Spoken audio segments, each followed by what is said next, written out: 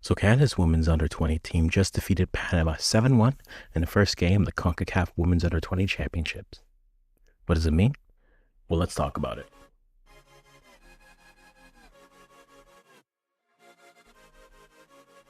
Alright guys, welcome back to What Does It Mean? It's basically our match recap session. We talk about the games that have happened, in different theaters. You're going to see a lot of us now. We are in June. There's a lot of games coming up. You have the U20 Cup that's happening. If you haven't seen that live stream, check it out. We talk about some of the players that really stood out in the first set of games. The Canadian Shield's coming. Canadian women's national team are playing Haiti. Then the Gold Cup coming. So there's lots of football coming here. But let's talk about the women's U20. 7-1 win, Panama. And I think walking into this competition, if you look at the group that Canada is in, I think this was like a good measuring stick game to see kind of what the levels are. I think there's a big game with them coming up with Mexico. I think that'll be a big game for them. But I think the Panama game was the important one to get, assuming they would beat Nicaragua. But this game was very much Canada in control. A few moments of concern for Canada in defending, a few errant back passes, and some opportunities for Panama. But let's talk about the game as it went through. We had 7 goals for Canada, 5 in the first half, 2 in the second half. You had Jadiah Collin opening the scoring in the 12th minute, Geneva Hernandez scoring in the 18th, Annabelle Chukwu reminding us all that her footwork is still fancy. Léa Larouche in the 45th, plus 9. There were 9 minutes of additional time in the first half. Then second half came Stephanie Scully in the 85th minute, and then Liana Tarasco in the 90th plus 3 goal, with Charlene Marie King scoring in the 24th minute for Panama. This game was very much Canada controlled. You saw in the first half a little bit disjointed. You saw that they weren't quite seeing themselves quite well. There were a few times you'd see a forward trying to make a run, and the midfielders were a little bit hesitant to make the pass, or maybe didn't have the confidence to make the pass. But you would see that happen. And so you saw a few missed opportunities where maybe the score could have been a bit more lopsided. But overall, I mean, what's not to say? I think Jadiah Collin did well in this game. I think normally seeing her more in the midfield to defensive role, continuing the long tradition of we have great fullbacks.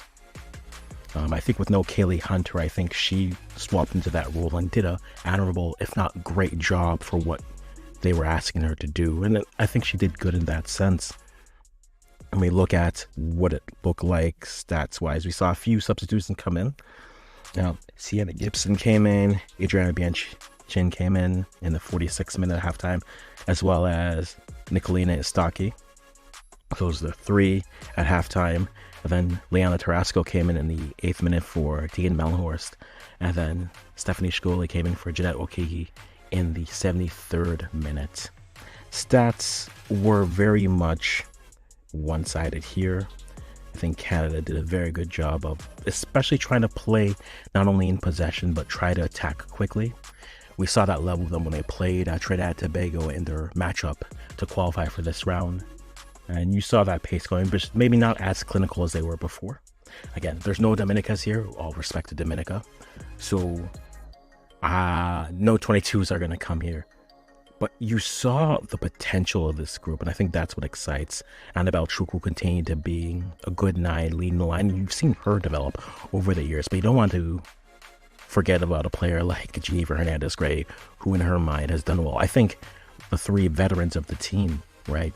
Geneva Hernandez-Gray, Annabelle Chukwu, and Jadiah Collin, they are solid players, and you can't forget the back line. Noel Henning, good game, did give up the 1 goal, bad pass, took away the bottom.